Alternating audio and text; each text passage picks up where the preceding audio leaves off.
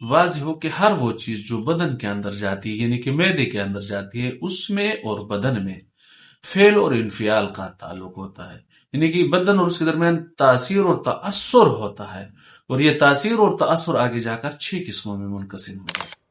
بسم اللہ الرحمن الرحیم، الحمد للہ رب العالمین والعاقبۃ للمتقین والصلاة والسلام علی خیر خلقہ محمد وآلہ وصحبہ اجمعین، اما بعد۔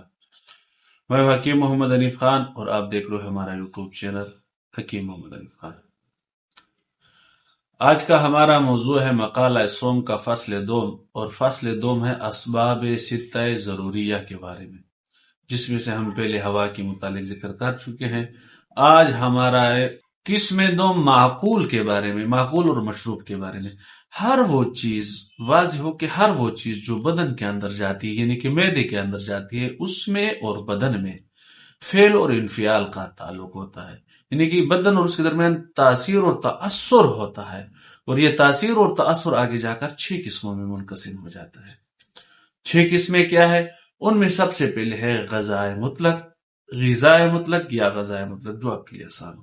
غذائے مطلق ہے، دوائے معتدل ہے، تیسری قسم اس کی ہے غذائی اور دوائی، چوتھی قسم ہے اس کی دوائے مطلق، پانچویں قسم ہے اس کی دوائے سمی، اور چھٹی قسم ہے سم مطلق یعنی زہر مطلق یا زہر مطلق جو آپ کے لیے آسان ہو۔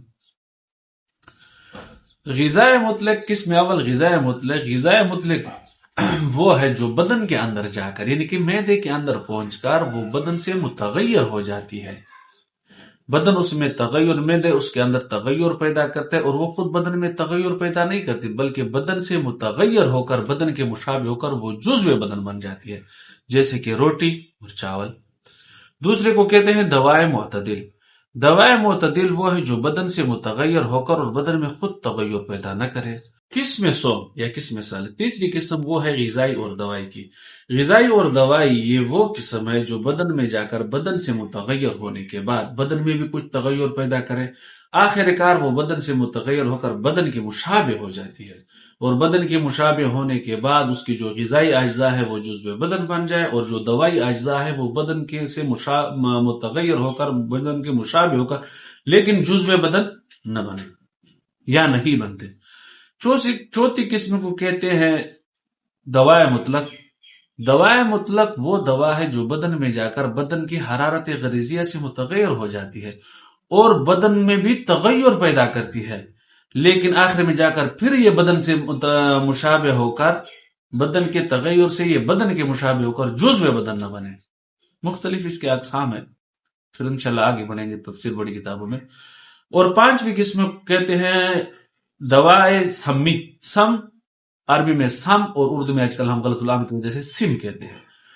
دوائے سمی زہریلی دوا، یہ وہ ہے کہ بدن میں جا کر بدن سے متغیر ہو کر بدن میں تغیر پیدا کرے، آہستہ بدن میں تھوڑا تھوڑا فساد پیدا کرے، بدن میں جا کر بدن میں سے متغیر ہو کر پھر بدن میں فساد پیدا کرے، جیسے کہ کچی حفیم کا کھانا کثرت سے، یا کسی کو اگر حفیم کھانے کا عادت نہ ہو اور وہ تھوڑی سی حفیم کھا کر وہ بدن میں جا کر فساد پیدا کر دیتی ہے۔ اور چھٹی قسم کو کہتے ہیں سم مطلق۔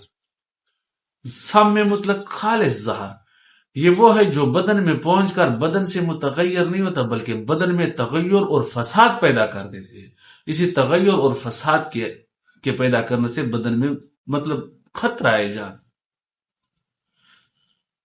جو بدن میں فساد پیدا کر دے، اس کی مثال جیسے کہ سنگیا کا استعمال کرنا یا زہر سانپ یا سانپ کا زہر۔